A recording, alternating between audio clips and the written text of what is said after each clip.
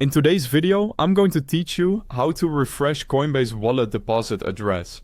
Coinbase automatically generates a new deposit address after every transaction to help protect your privacy. But it's useful to know how to view your current receiving address and where to generate a new one manually when you need it. I'll walk you through it clearly and share a few tips to keep your funds safe. To start, sign into your Coinbase account, either on the web exchange or in the Coinbase mobile app.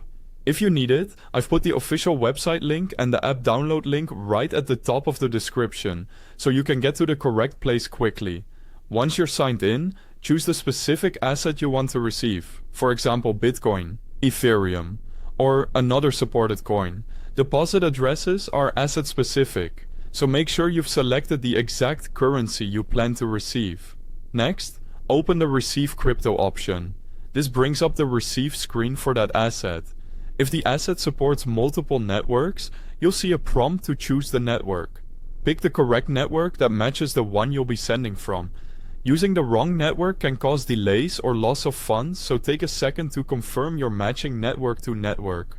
On this screen, you'll see a QR code and the full deposit address. You can copy the address or scan the QR code from another device to avoid typing errors.